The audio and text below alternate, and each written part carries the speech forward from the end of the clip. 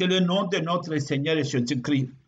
Ce matin, nous avions évoqué ce que quelquefois on appelle le béatitude ou ce serment sur la montagne, comme on le dit aussi, où Jésus-Christ, avant de commencer son ministère, il a pris les Écritures, les rouleaux de livres et il les a ouverts pour lire cela. Nous pouvons voir cela dans le livre de Matthieu au chapitre 5. Lors de votre méditation, vous pouvez découvrir aussi quelque part dans le livre de Luc que vous trouverez le même répétant selon le langage de Luc comme il l'a fait. Ici, selon Matthieu, au chapitre 5, verset 1, je vais lire ceci. Voyant la foule, Jésus montant sur la montagne, et après qu'il fut assis, ses disciples s'approchèrent de lui, puis, ayant ouvert la bouche, il les enseigna et dit, nous avons énuméré ce matin 2 points. Avant que je puisse énumérer ce point, je vais donner un peu l'aspect des choses.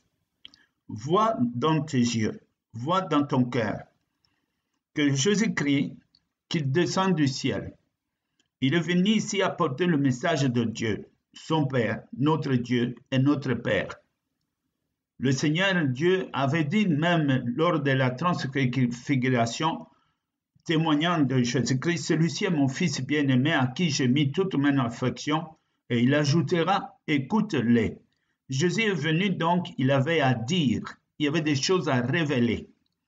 Et il est venu, et là, voyons un peu, avant même qu'il arrive, il avait déjà préparé le texte, le type de personnage, le type d'homme ou femme qui seront censés de le recevoir, de l'écouter pour être sauvés. Bien sûr, le Seigneur est venu le donner de sa vie pour l'humanité tout entière, mais hélas, à cause de l'incrédulité, à cause des gens qui refusent la lumière, avec d'autres qui préfèrent marcher dans le ténèbre au lieu de passer la lumière, d'autres qui préfèrent marcher avec le diable au lieu de passer de la puissance du diable, passer sous la domination de Dieu, le salut n'est plus pour tout le monde. La Bible dit quelque part, il y a beaucoup d'appelés, mais très peu d'élus. Tous entendront, c'est vrai. Mais quant à l'élection, ça devient autre chose, même très difficile, car les hommes préfèrent le ténèbre à la lumière. Ainsi, ce message-ci, Jésus décrit plus ou moins les gens qui pouvaient l'attendre, ces gens-là, ces personnages-là, ce type d'hommes, ce type de femmes, ayant ce type de caractère, ces caractères-là, c'est là où il est tenté de les énumérer pour dire ainsi, dans le verset 3 que cela commence, il dit ceci, « Heureux les pauvres en esprit, car le royaume des cieux est à eux. » Les pauvres en esprit. Il y en a qui se contentent de ce qu'ils ont. Il y en a qui se ne battent pas aller à l'au-delà pour se rivaliser avec les autres. Il y en a qui disent ce que j'ai, ça me suffit. Ils ne cherchent ni gloire, ni concurrence, ni se trouver en premier. Parce que ces choses-là nous contaminent. C'est à cause de ces choses-là qu'on devient menteur, criminel, corrupteur. Et tout genre de fléaux vont entrer dans la vie de personnes qui vivent dans cet état-là. Comme le Seigneur l'a dit, heureux le pauvre en esprit, car le royaume des cieux, sache-le, il est à eux. Il disait ce message et le monde l'écoutait. Ensuite, il va dire, heureux les affligés, car ils seront consolés. Les affligés. Pourquoi? Parce qu'il y a certaines personnes innées, des gens en étant dans la chair et ils sont nés, ils ont ces caractères-là, ils n'ont pas les capacités de rendre le mal pour le mal. Ils ont des hésitations. On les afflige, mais ils n'ont pas le courage de remettre le pareil, au point où ils se disent, qu'est-ce que nous sommes venus sur terre? C'est un peu comme, on est maudit. Ici dans le monde, on nous en fait, on nous fait du tort. On nous écrase et nous n'avons pas de mots, nous ne savons pas réagir. Cette race de personnes, il en existe beaucoup dans ce monde. Et Jésus, en venant ici sur terre, il annonce déjà sa couleur. Heureux les affligés, car ils seront consolés. À tous ceux qui ont souffert de cette situation, leur consolation arrive. Heureux les débonnaires, car ils hériteront la terre.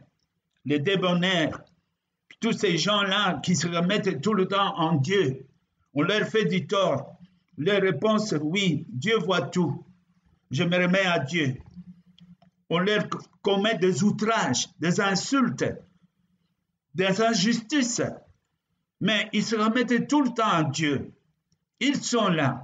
Très souvent, on croit que ce sont des hommes qui ont raté leur vie. On les considère comme des hommes inexistants, comme ils n'ont aucune valeur, aucune utilité. Mais devant Dieu, c'est autre chose. Et Jésus dit, heureux les débonnaires, car ils hériteront la terre. Vous êtes dans l'héritage de la terre. Ça dit beaucoup là.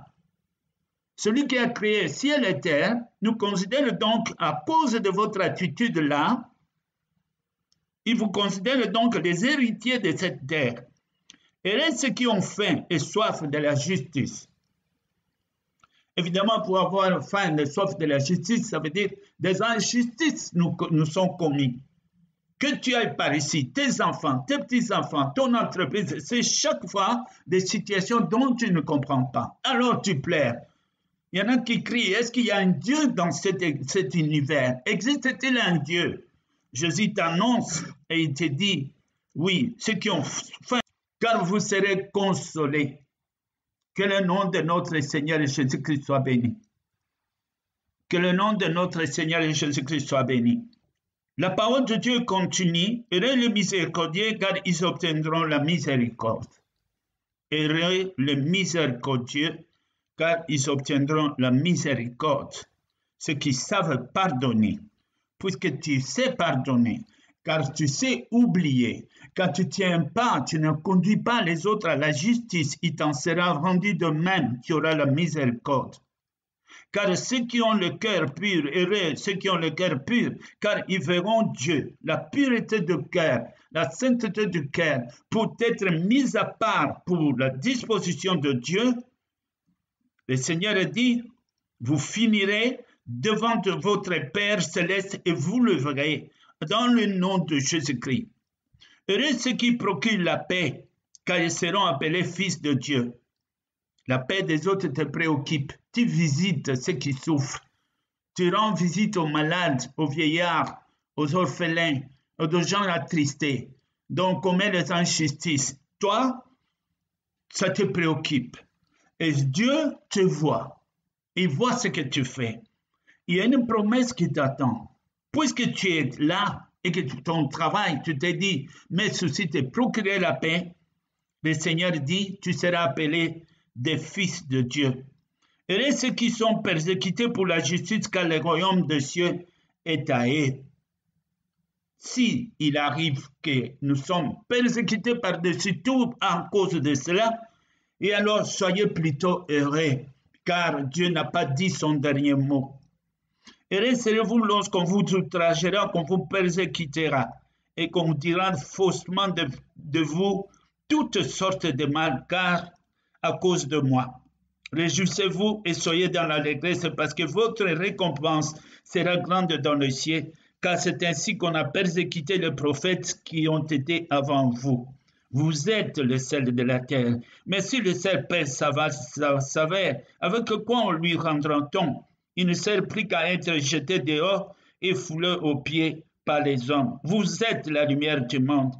Une ville située sur une montagne ne peut être cachée. Que le nom de notre Seigneur Jésus-Christ soit béni.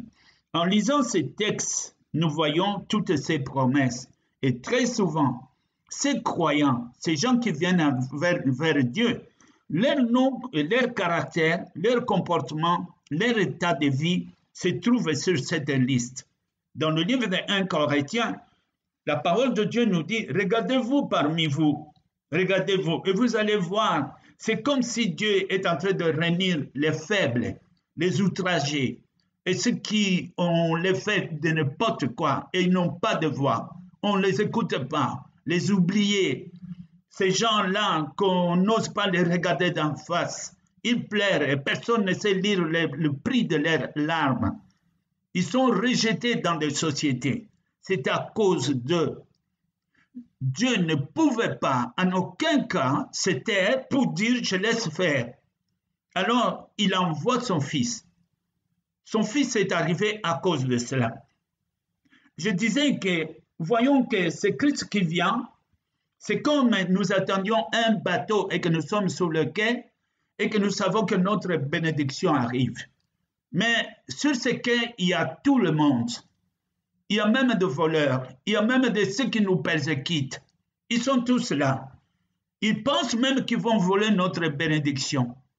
Mais là où le Seigneur vient, il sait à qui appartient quoi et à qui il doit remettre quoi et qui doit être secouru. Car la justice de Dieu est justice de Dieu. Beaucoup d'appelés, très peu de lits. Mais ça, on verra ça juste au port là. Quand le bateau arrive, maintenant, beaucoup d'appelés, très peu de lits. C'est là où le Seigneur commence à dire, celui-ci est à moi, celui-là est à moi. Dans le même livre ici de Matthieu, chapitre 5, au verset 20, il a dit quoi? Si votre justice ne surpasse pas ceux de pharisiens, vous n'entrerez point dans le royaume des cieux. Les pharisiens, c'était des gens à l'époque qui détenaient les livres, qui avaient, soi-disant, la connaissance de Dieu. C'est eux qui enseignaient dans les synagogues. Mais ils étaient hypocrites. Tout ce qu'ils faisaient, c'est pour être vus devant les hommes comme ce sont des religieux, portant des habits tout à fait différents, des signes comme on peut voir aujourd'hui, des grandes croix sur la poitrine pour se montrer qu'ils sont de Dieu. Mais quand on entre dans eux, ils parlent de Dieu, ils citent Dieu dans les lèvres, mais leur cœur, le cœur n'est pas avec Dieu.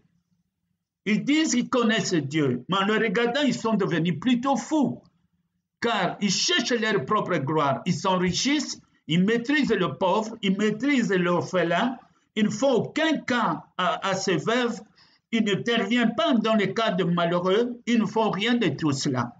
Et s'il arrive quelque chose, ils s'en foutent. Tout ce qu'ils ont besoin, d'être connus, d'être acclamés, de s'enrichir. Et le Seigneur voit toutes ces choses-là. Tout cela, ce sont des choses que nous voyons.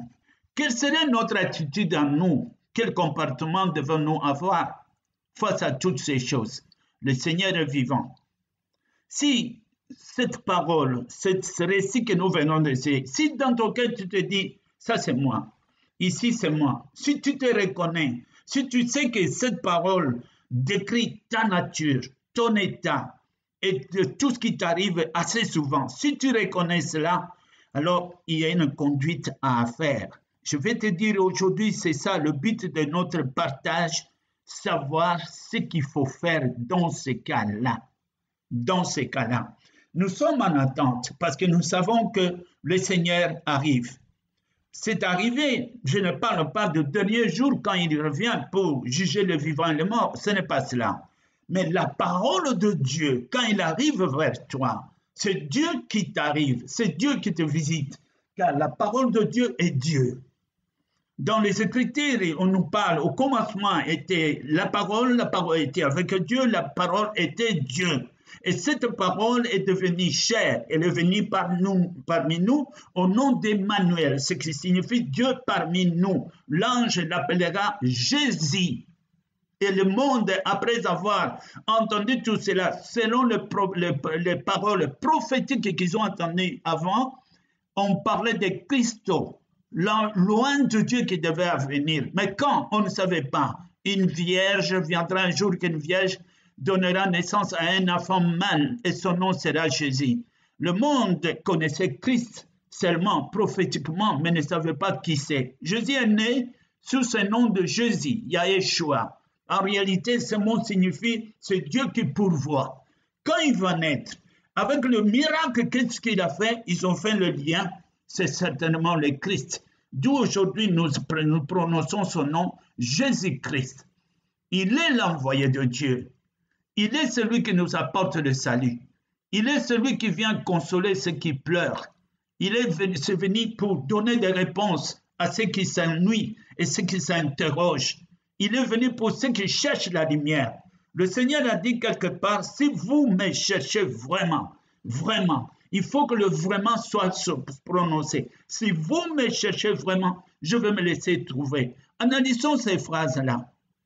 Alors, tous ces gens-là que le Seigneur a décrits ici sur 8 points de ce que nous venons de lire, ce sont des gens qui entendent Dieu. Ce sont des gens qui lèvent le main au-dessus, vers le ciel pour dire, y a-t-il un Dieu? Quand est-ce que tout cela va s'arrêter? Et alors, quand tu attends la parole de Dieu, sache que c'est Dieu qui te visite. La parole au moment où moi je te parle maintenant, elle n'est plus la parole audible comme on entend d'autres paroles qu'on pouvait entendre, mais c'est une parole qui vit, c'est une parole qui est vivante. Jésus appelle cela le pain de vie, qui est différent avec la manne qui est tombée dans le désert. C'est le pain. En acceptant cette parole, en la mettant en pratique, en faisant confiance de ça, elle devient une nourriture spirituelle. Elle vivra en toi. Donc, en acceptant cette parole, tu acceptes Dieu. Désormais, Dieu sera en toi, toi en lui, et vous allez faire un. En étant unis avec Dieu, qui pourra s'opposer maintenant avec toi? Si la première saison, tu as été faible, si on t'a vaincu, si on t'a écrasé, il n'en sera pas ici sur la deuxième saison. Quand tu viens au nom de l'Éternel, quand tu viens par le Saint-Esprit et quand tu viens au nom de Jésus-Christ, il y aura désormais une différence dans ta vie. Notre rôle donc, c'est de demeurer ferme, de garder la foi et croire et accepter. Car celui qui ne croit pas, donc disons, il ne fait pas confiance à Dieu. Si tu ne fais pas confiance à Dieu, je sais, tu n'as pas dit que Dieu est menteur, mais tu insinues au fond de ta subconscience. Tu insinues comme si Dieu, cette parole ne dit pas la vérité. Si tu dis cela, tu as tout dit, car le Seigneur ne nous prend pas de force. Jésus a dit, vous connaîtrez la vérité et par la vérité vous serez affranchis. Ce n'est que quand tu fais confiance à cette parole, que tu fais confiance à Dieu, que Dieu approuve ta foi et te considère comme un juste qu'il doit sauver. Nécessairement, il doit te sauver. Alors, tout dépend maintenant de quel comportement, de quelle attitude nous avons devant la parole de Dieu. Est-ce que c'est un homme qui te parle ou c'est Dieu qui vient t'assister dans ta vie? C'est entre les deux. La parole de Dieu donne la vie. La parole de Dieu, quand on la rejette, on a tout rejeté en même temps. Faisons donc attention. Dieu nous a laissé vivre un moment de notre vie pour que nous faisions notre propre expérience par notre propre effort en essayant chacun de s'en sortir de sa façon. Finalement, qu'est-ce qu'on a vu? Tout était vanité. Nous avons fait un effort, mais nous sommes revenus de nouveau à l'échec. Alors, si telle est la situation, la parole de Dieu, la solution de Dieu, ce n'est pas celle-là qui vient d'abord. Dieu te laisse faire parce que quand il va intervenir, que tu sois capable de faire la différence entre ce que lui il a dit et ce qu'il fait. Et quand il le fait, que tu vois la différence et que tu te détournes une fois pour toutes en laissant toute ta vie, corps, âme, esprit, sous la conduite de Dieu, à sa disposition, à devenir aussi sa possession. Voici le secret de la victoire. Nous devons donc avoir la foi et nous devons être là comme nous faisons maintenant, ceux qui prient, ceux qui glorifient le Seigneur. Et c'est là, jusqu'à ce que, vous comprenez ce que je veux dire, jusqu'à ce qu'on ne s'arrête pas, jusqu'à ce que nous ayons la victoire totale, car le Seigneur est avec nous. Le changement arrive, la justice arrive, la bénédiction arrive, de gloire en gloire. Le Seigneur a dit, chaque jour suffit sa peine. Aujourd'hui, nous avons une cellule, la cellule de la journée. Demain, une autre. Un jour qui vient encore un autre. Nous allons remplir des semaines, nous allons faire des mois, nous allons remplir toute année. Et quand tu auras vu après cette année, tu verras, cette année, il y a une différence à cause de ta foi, à cause de ton espérance que tu as mis au Seigneur. Il y a un événement bien-aimé qui s'est passé longtemps. Quand je dis cela parce que beaucoup se délaissent. Beaucoup considèrent encore le passé. Il essaie d'expliquer l'avenir par le passé. Alors que Dieu dit, puisque tu es avec moi, ne considère pas les événements passés. Ne regarde plus cela. Mais écoute maintenant ce que moi je te dis. Ne regarde pas l'écorce squelettique que tu avais. N'écoute plus la dégradation que le monde te disait. Les insultes qu'on te dit. Oh, toi, tu n'as pas étudié. Ah, lui, jamais il était ça. Même quoi que tu sois, même n'importe quel nom que tu étais peut-être osement aujourd'hui, au nom de Jésus-Christ. Le Dieu créateur fera de toi un homme. Il va t'exhiber.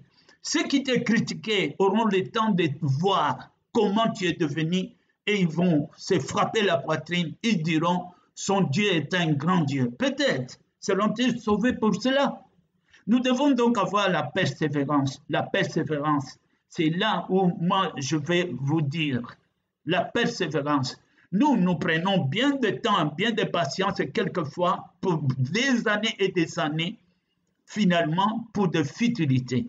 Mais on ne prend pas assez de temps pour mettre assez de temps pour avancer vers notre Dieu. Quelquefois, vous lisez la Bible. Quelquefois, vous lisez les Écritures. Vous la lisez une fois et puis tu te dis, c'est fini. J'ai lu et c'est fini. Non. Dans chaque verset biblique, il y a une profondeur. Dans chaque. Il y a l'aspect apparent et puis il y a l'aspect caché. Si vous le lisez seulement comme ça va être difficile pour toi. Une fois, je prêchais et je voulais avoir un interprète anglais. Et comme il y avait une personne qui savait interpréter l'anglais, il est venu et il est arrivé que j'ai prononcé le mot Christ en vous. Et tout de suite, il me dit en anglais, ça ne se dit pas. Moi, je dis, qu'est-ce que ça se dit? Il dit, donc en expliquant en anglais, qu'on dit Christ avec toi, mais jamais en vous. Moi, je lui ai dit, est-ce que tu as la Bible anglaise donne, ouvre dans la page. Il a ouvert, je dis, lis maintenant. Et il a trouvé Christ en vous. Alors il a dit, c'est une faute. Moi, c'est toi qui ne comprends pas. J'ai prié pour lui et je dis, regarde-moi maintenant en face. Répète ça 7 fois, 7 versets. Lis devant moi. Alors maintenant, c'était sous l'autorité, la puissance du Saint-Esprit. Il a dit une fois, il a dit 2 fois. La 3e fois, il commence à bégayer. Le 4e, ça ne marchait pas très bien. Et le 5e, il s'est arrêté. Il m'a dit, pasteur, laisse, je vais aller prier. J'ai tout compris. Quelquefois, nous croyons avoir cherché, mais nous ne cherchons pas assez. Vous savez ce que signifie la foi? C'est la persévérance. Ça veut dire croire, mais ne pas seulement croire, mais persévérer parce que jusqu'à ce qu'on n'arrête pas autant que tu n'auras pas vu. Il y a une histoire qui s'est passée il y a longtemps, très longtemps, dans le livre de 1 Roi, chapitre 18, à partir du verset 41 jusqu'à 45. Là, il y avait Élie, le prophète Élie. À cette époque-là, nous connaissons l'histoire. À un certain moment, Élie avait prié, il n'y avait plus de pluie qui pleuvait sur la terre. Et cela a duré pendant 3 ans. Et ça a troublé et les rois et tout ce qui était là. Et voilà, pour aller dans ce que je vous dis, il arrivant que 3e année après, Élie devait prier pour qu'il pleuve.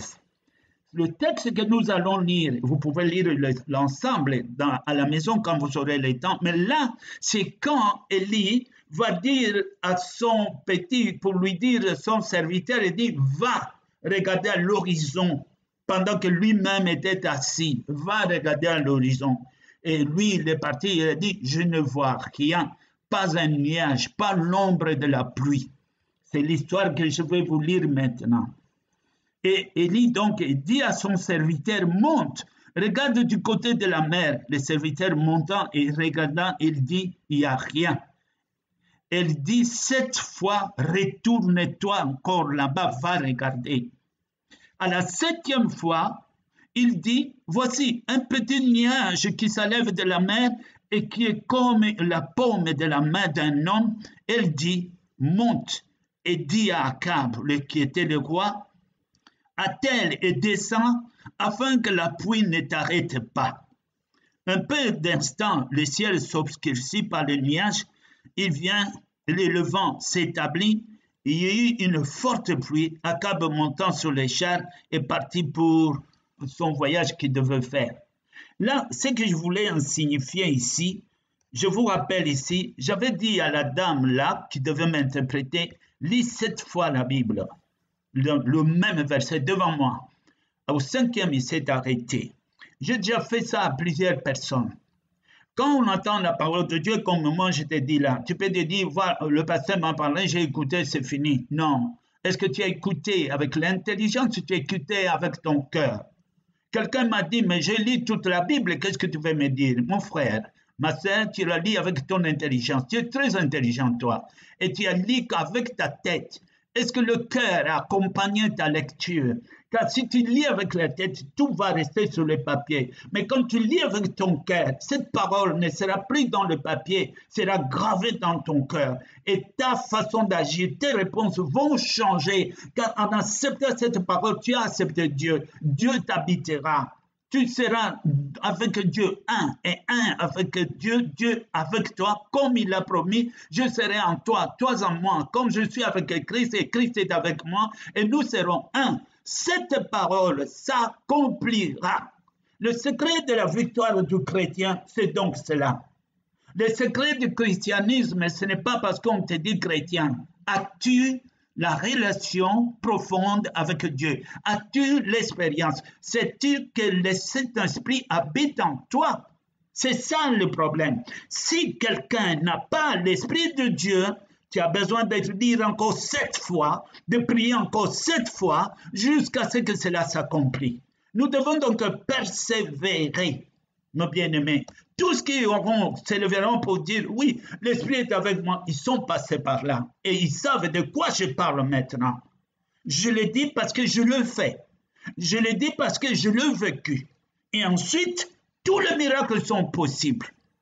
Et ensuite, il n'y a plus de raison de craindre ni la mort, ni quoi que ce soit. Car tu auras une telle assurance dans la parole de Dieu que tu sais, même quand vient la mort n'est pas la mort, mais plutôt la fin des hostilités et le début d'une véritable vie auprès de notre Seigneur. Voilà les choses comme elles sont. Alors, mes bien-aimés, je vous aime tant. Et je proclame l'amour de Dieu sur chacun de vous. Autrement, vous ne seriez pas là.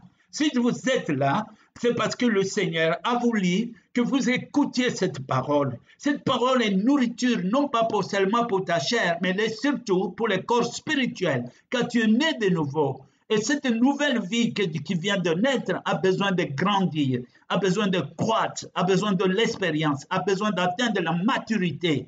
Tu t'es laissé longtemps diriger par la chair, les convoitises, les séductions, et tu tombais à cause de ça dans tous les pièges du diable. Maintenant, puisque tu as accepté le Seigneur, Dieu te propose la nouvelle vie, une vie incorruptible, une vie qui est plus forte que le diable, une vie que le diable ne peut rien, puisque Dieu est avec toi. Jugez en vous-même, qu'est-ce que vous choisissez? Qu'est-ce que vous choisissez? Nous avons mis beaucoup de temps à tenter de réussir dans le monde par nous-mêmes. Il y a des problèmes qui te sont arrivés, tu as voulu résoudre ça à ta manière. Quel était le résultat? Salomon, qui était roi, il a dit un jour, tout est vanité, vanité de vanité. Nous ne pouvons pas répéter le même erreur pour tomber dans le même effet. Non, je ne peux pas perdre mon temps. Nous sommes sur terre pour trop peu de temps. Gagnons donc le temps. Venons vers le Seigneur. Le Seigneur ne refuse pas. Il a dit, mettez-moi à l'épreuve. Bien alors, mettez-lui à l'épreuve. Venez, confessez-lui, acceptez-lui. Laisse-toi conduire par lui. De toute façon, quand on se réveille le matin, est-ce que parce que nous sommes forts? Aujourd'hui, ce matin, d'autres ne sont pas réveillés. Est-ce que parce qu'ils ont été faibles? C'est le Seigneur qui détient tout. Tout le pouvoir est en lui. C'est ce Dieu-là qui nous invite. Je parle au nom de Jésus-Christ et j'ai dit parler au nom de son Père. Et vous écoutez parce que Dieu veut que vous écoutiez. Alors, mes bien-aimés, je crois qu'il n'y a aucune idée, à moins qu'on soit suicidaire. Mais celui qui cherche vraiment la vie, et alors viens aujourd'hui, le Seigneur te tend la main. Tiens cette main. Saisis cette occasion. Ne remets pas demain, car c'est la nourriture pour toi. C'est le salut pour toi. À tout ce qui a été énuméré, aujourd'hui, vous avez la réponse de votre Dieu. Tu plairais en secret la nuit. Personne ne t'écoutait. Personne ne voyait même pas qu'est-ce qui s'est passé. Mais Dieu t'a vu. Veux-tu qu'il te laisse continuer à pleurer? Non. Il intervient. Et voici son intervention. Nous allons donc prier ensemble avant que nous passions à d'autres choses. J'aimerais, là où vous êtes, faites cette prière derrière moi, ensemble. Seigneur Jésus, merci pour la prière et le message que nous venons d'entendre. Je te confesse comme mon Seigneur, je t'accepte comme mon Dieu, comme mon Maître. Tu as été à la croix pour moi, tu as payé le prix de péché par ton sang, tu m'as invité pour que je sois cohéritier ensemble avec toi. C'est par l'amour de Dieu que toutes ces choses se font. Aujourd'hui, je t'invite dans ma vie, prends le contrôle de ma vie. Désormais, mon Seigneur et mon Sauveur, je me mets à tes services. À partir d'aujourd'hui, je me sépare du monde pour suivre, Seigneur, ta parole. Chaque jour, je serai avec toi. C'est au nom de Jésus-Christ que nous venons ainsi de prier, à la gloire de notre Père Saint. Alléluia. Alléluia. Et Amen. Merci, Seigneur.